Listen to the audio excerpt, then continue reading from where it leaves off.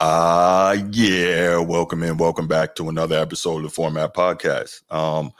This one, as you can see, comes at kind of an unusual time for me. Definitely had some thoughts about different topics going on in the sports world, and like I told you before, I try to do shows at just kind of different times to see what type of engagement I get and see who comes around to check it out and maybe expand the viewer and listener base. So definitely wanted to do that and give it a shot. But I'm going to wait a few minutes, see if we get anybody else in here. And yeah, I definitely have some topics that I think will be pretty interesting today. As you can see from the thumbnail, going to talk some Isaiah Thomas. Man, we'll get to it. Of course, going to talk some LeBron, right? He's always going to give us content. Going to talk some NFL, back to that, Dallas Cowboys and Trevor Lawrence. So, yeah, definitely got some good stuff to talk about, and want to make sure I get into that. And again, wanted to just try a different time of day and see how that goes. But let's go ahead. Looks like there's some people trickling in, so let's go ahead and man, let's do it. But before we get to that, you know what time it is. If you're here on YouTube and you haven't already, please make sure you go ahead, click that like, that subscribe, that notification bell. Make sure you're kept up to date whenever we drop new content on the channel. If you want the audio-only version of the podcast, open up your audio podcast platform, hit the search bar, type in The Format Podcast, and we should come right up. If you're enjoying the content, make sure you give us that like, that 5-star review, and drop a comment. All that stuff helps us rise in the algorithm, helps us find more sports fans, helps more sports fans find us. And finally, make sure you write it down, put it in your phone, set an alarm, do whatever you got to do to remember. Saturday nights at 7 p.m. we are live here on the Format Podcast, and we'll give you the opportunity to call in, talk to us, get at me. I love it. I can't. Final topic here, man. Trevor Lawrence, man. Trevor Lawrence. Okay, Trevor Lawrence has, since high school, he's been one of the most highly regarded quarterbacks in the country. He was in high school in Georgia. He and Justin Fields were consistently going back and forth for number one quarterback in the country. He ends up being ranked that way coming out of high school, and he goes to Clemson, where he wins the national championship as a freshman and beats Alabama, I think 44-16, if I'm not mistaken, in the college football playoff championship game. And so everyone is so excited. Oh, if Trevor Lawrence could come out, he'd be the number one pick right now, blah, blah, blah. Plays 2 more years, plays very well. I think goes to another, he was in the playoff all 3 years. I think he went to another national title game and got smoked, I think, by LSU. I believe it was by LSU and Joe Burrow. I think. I would have to check. But the point is, really good college career at Clemson in the ACC. Terrible conference, but, Clemson had all the talent. So be it. Anyway, he comes into the league, number one draft pick, and everyone is excited. Now you got this stuff about he's the best prospect since John Elway and Andrew Luck. And then, of course, now Caleb Williams last year was the best prospect since John Elway and Andrew Luck. Seems like every couple of years we have a so-called generational prospect, which is interesting to me. I didn't think generations moved along that fast, but so be it. Anyway, Trevor Lawrence has, he's had a so-so career, if we're honest. He does have one playoff win, which I'll give him. I actually, I covered that game 2 years ago. It was a home playoff game against the Los Angeles Chargers and Justin Herbert. And it was a very interesting game because that was a game in which Trevor Lawrence threw 4 first half interceptions, and they were down. They, being the Jaguars, were down at home. I believe 28-3 or 28-0 at one point, and they ended up coming all the way back to win that game and move on to the divisional round, where they lost to the Chiefs the following year. But the point is, Trevor Lawrence does have a playoff win, but here's the thing. If we're honest, for all the hype he's gotten, he's not that good.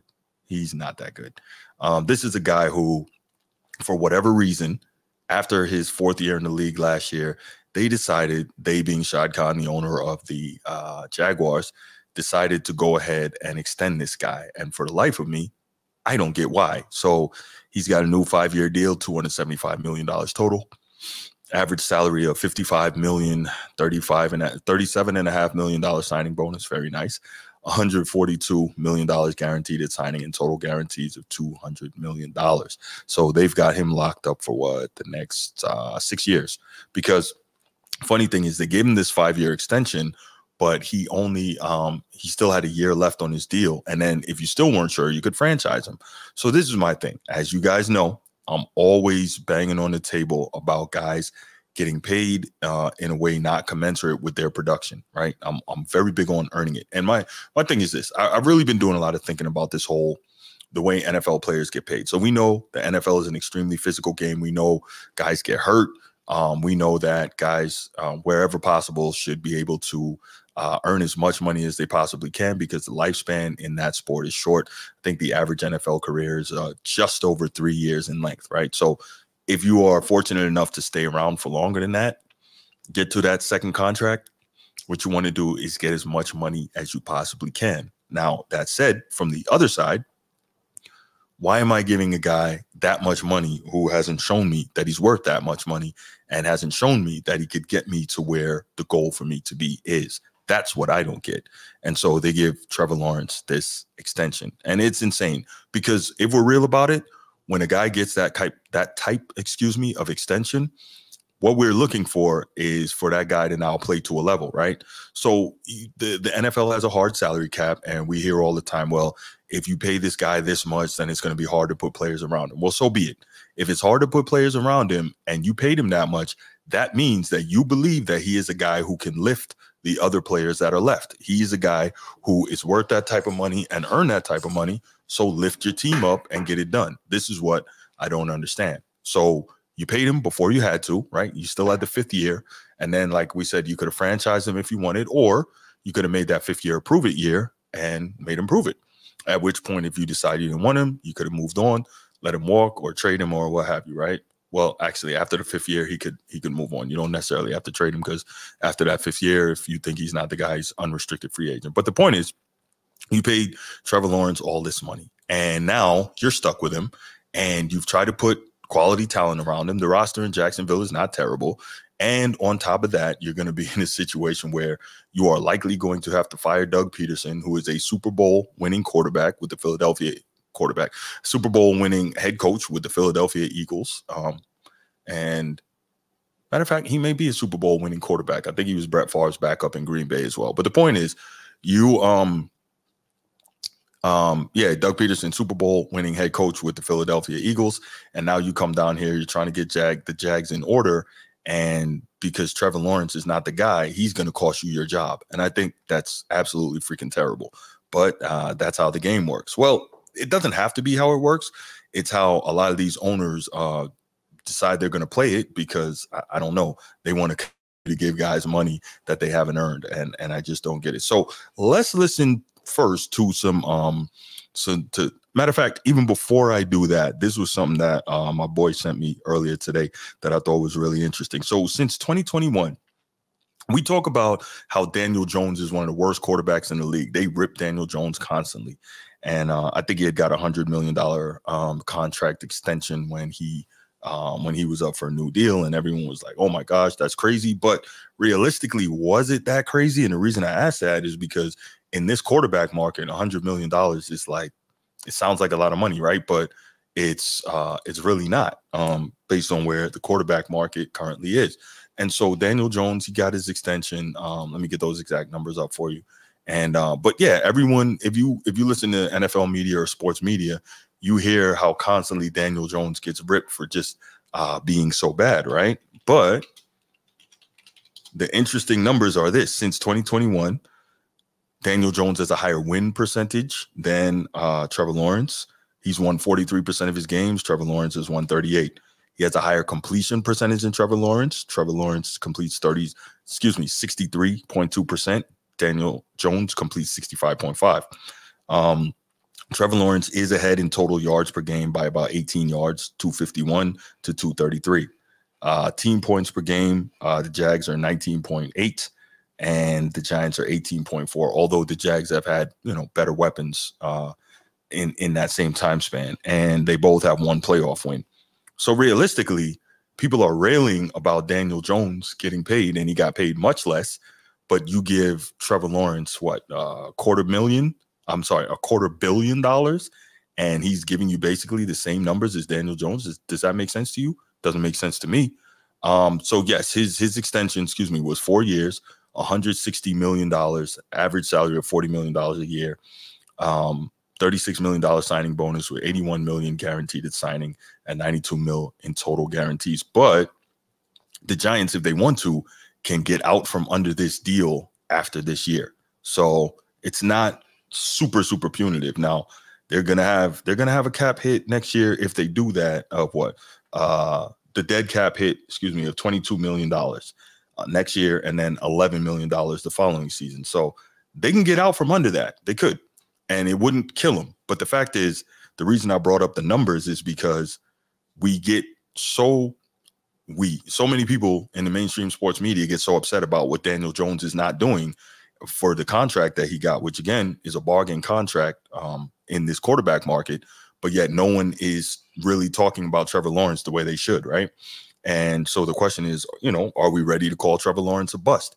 And I get this whole thing where I started out about guys getting as much money as they can in the modern NFL, again, because the game is so physical and so dangerous.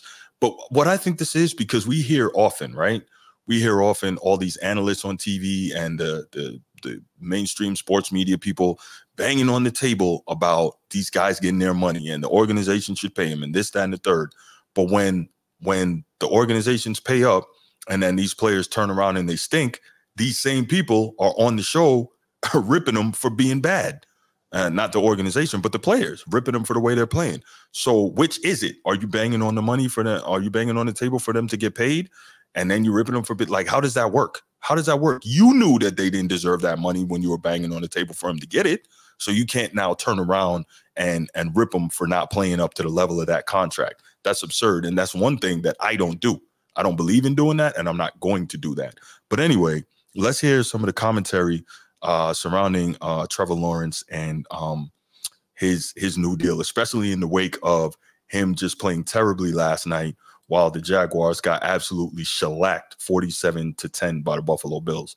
By the way, Trevor Lawrence, he didn't even finish the game. He was 21 for 38 for 178 yards, 1 touchdown, 1 pick. I mean, he was just bad. A QBR of 19.8, just terrible. So first, I'm going to give you some numbers on Trevor Lawrence and some thoughts that Rob Parker and Kelvin Washington on Fox Sports Radio's Odd Couple shared last night. So check this out. We'll come back and talk about it, and then I got some more thoughts.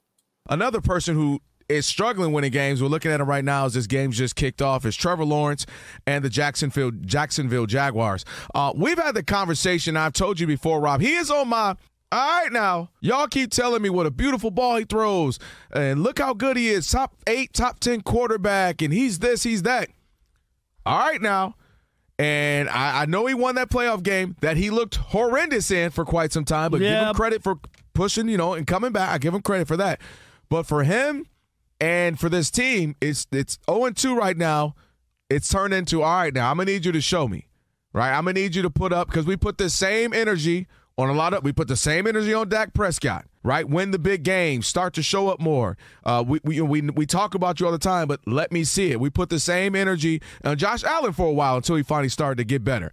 So, all right now, Trevor Lawrence, I'm going to need you to step up, show me something tonight, and really make sense why you got all that money. Well, everybody keeps telling me, no, just wait. It's like, all right. And I'm not saying he's in the absolute best situation, but it's the same pressure we put on other quarterbacks. Well, hey, make it happen. Hey, show me something. Hey, will your team to a victory? I want to see that from him. Well, I get it. And tough task against the Bills. And he hasn't played well, but this is a moment where he could play well and turn it around. But he is still living off of that playoff. It's not often you're down 28-0 or whatever it was in the first.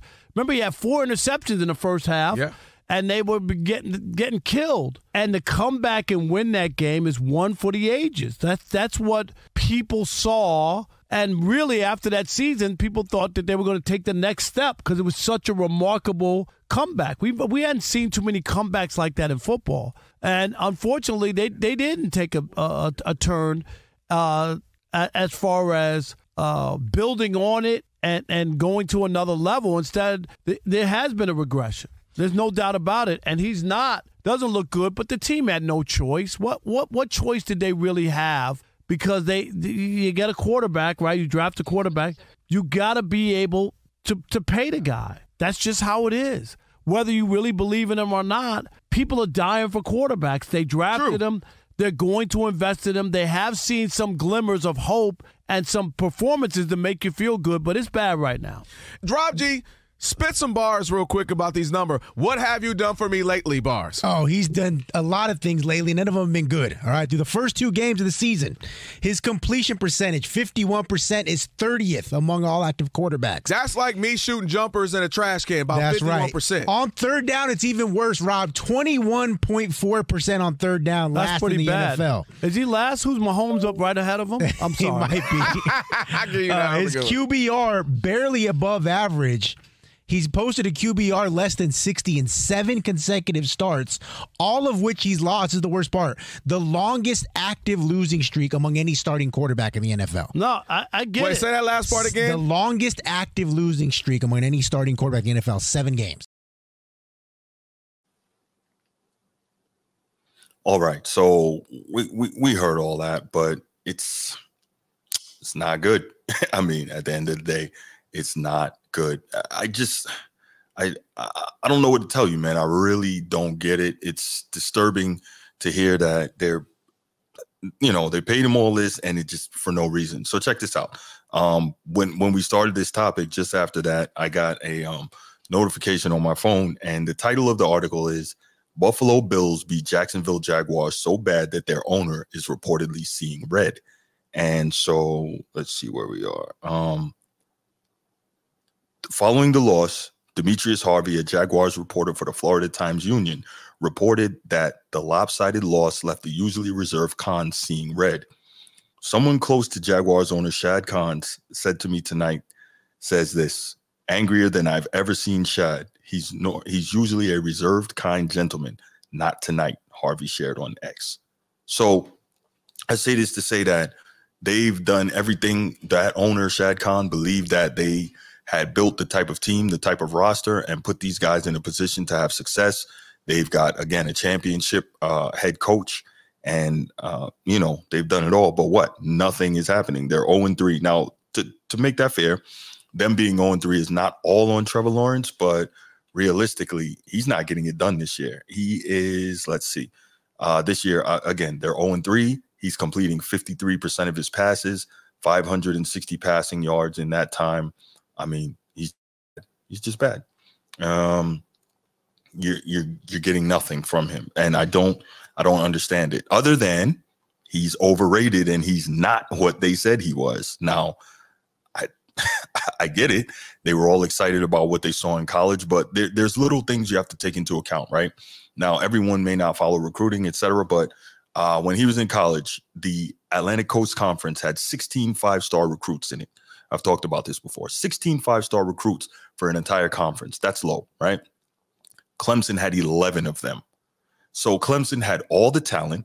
Now, granted, when they went up against the better teams and they played them, right? When they went up against the better teams and they played them, they had to beat them. For instance, like we said, they mollywopped Alabama in the national championship game. They beat Ohio State in a national semifinal. They beat Notre Dame in a national semifinal. So they've beaten some good teams. But now this guy's in the league. So all that excitement, all that he's the best prospect since this and that. Where is all that best prospect since this and that? Where is it taking you? Nowhere. Nino, I'm not being too hard on the man. I'm telling what it is. What have you seen from this dude to make you believe, one, that you should have made him, at least for a moment, the highest paid player in the NFL, and two, that he can take you where you want to go? You've put all the talent around him. You've gotten him a competent head coach. Like, what's the problem here? It's just bad. All right. Next, we'll go to John Middlecoff, host of the 3 and Out podcast. And this is a guy who was a former NFL scout with the Philadelphia Eagles during Andy Reid's time. And so he had some thoughts on Trevor Lawrence as well on his show this morning. Let's check it out. Do you know what Trevor Lawrence is? He's a high character Deshaun Watson. As just someone that likes watching football on my couch, that would be doing it whether I did this for a living or not, they are terrible watches. They are terrible for the consumer. You just sit there and watch and you go, this is awful. How am I watching this? What is going on? And I think we can officially say Trevor Lawrence is one of the most overhyped players in the history of the league. The hype that followed him coming into the NFL was insane. And through 3 years and 3 games, it has been beyond underwhelming. But the craziest thing is, and this is what bad organizations do in the NBA gives out max contracts like, a home in a cul-de-sac gives out candy on Halloween night. Some guys are worth it. Jokic, Luka, Curry, LeBron. And then there are a ton of guys that you go, we just won 30 games and didn't sniff the playoffs. It's like, yeah, you gave that guy $240 million. I could have told you that was a terrible contract. The Jags, giving him $200 million after last season when he was going into year 4. It's not like, well, he's going to be a free agent. You got a franchise. He wasn't even close to his 5th-year option. He still had another year to get there. Is one of the most insane things I've ever seen when it comes to the economics of the NFL when you're talking that type of money. I thought both quarterback contracts this summer were pretty embarrassing for the franchises. But there's a reason the Dolphins don't really win anything ever. And there's definitely a reason the Jags, since Shad Khan has owned the team, constantly suck. Because giving this guy that much money, who, yeah, he's got some talent, but there was a moment in the second half, he had a couple drives, and Orlovsky was like, he's really just kind of letting it rip and play. Well, yeah, he's down 34-3. Nothing matters. He could just play free. But in the heat of the moment, when they got down really quick, like 13-0, you felt a little pressure, and the balls are just flying all over the map. The interception he throws to Damar Hamlin, which dude dies on a field, 2 years later is picking off a $200 million quarterback starting for a Super Bowl contender. Incredible story. Was an atrocious throw. The dude is wide open, running down the middle of the field, cutting across the field, drive the ball into him. Instead, he tries to layer a throw, and the ball airmails the wide receiver, tips and overthrows, hits Hamlin in the breadbasket. Easiest interception he's probably ever had, dating back to Pee Wee football. And listen, seems like a nice guy, never gets in trouble, but this is him and Deshaun Watson made a combined $430 million, and you can't win with either of them. So, I mean, he laid it all out right there, right? So, again, we keep getting back into this. It's not sexy, or people don't like to say that guys shouldn't get paid, and I understand it. But we also have a responsibility to be honest, or we should have responsibility to be honest and say, hey, maybe such and such should get paid, but they shouldn't get paid top of market.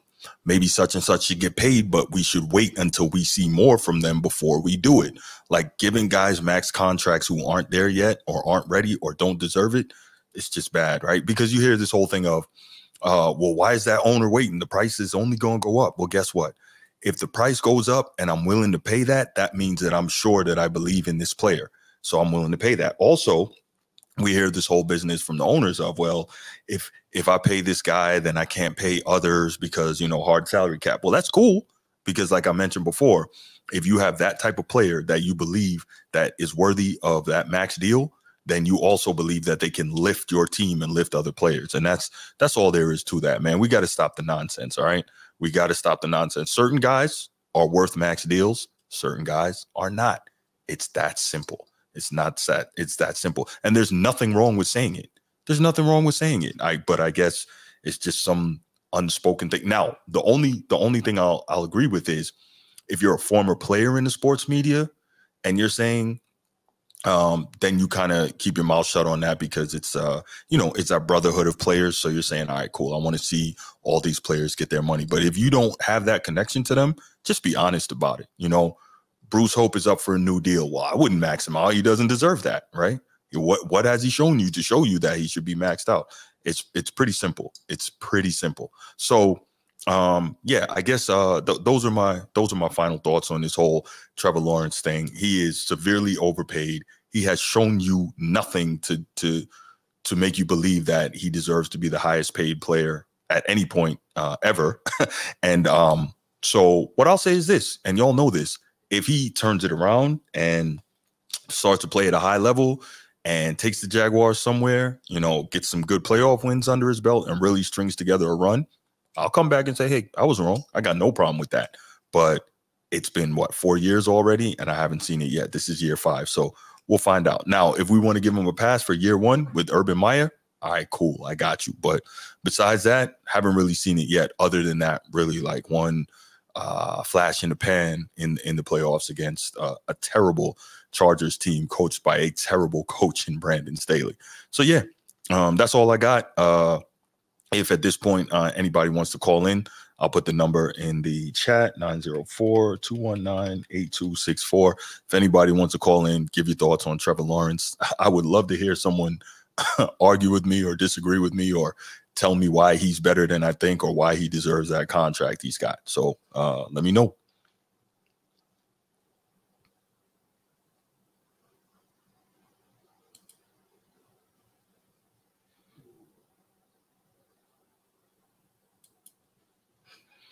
Yeah, man, this guy, yeah, he's bad. He's bad. A lot of bad contracts out there in the league, man. Guys get paid. This is why I keep saying it, man. That whole they're up next, they got to get more. We got to stop that. We got to stop that. How about they did more so they get more? Seems pretty simple to me.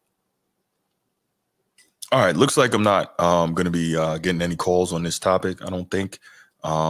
So what I'm going to do is I'm going to go ahead and I'm going to end it now. Appreciate everybody who stopped by. Appreciate everybody who called. Appreciate everybody who left comments in the chat. Appreciate everybody who watched. Appreciate all the likes that you guys gave me. Make sure you share this out. Share the channel. If you haven't already and you're here, make sure you hit that like and subscribe on the way out. Definitely appreciate you. All that stuff helps a lot more than you think. So yeah, let's keep the channel growing. Make sure you share it. Appreciate you. And we should see you tomorrow night. Me, Transformer, hopefully G. We should all be in here. Appreciate you, Nino. Trying to make it happen, man. Trying to make it happen. So, yeah, that's it for today, and I'm out. Peace.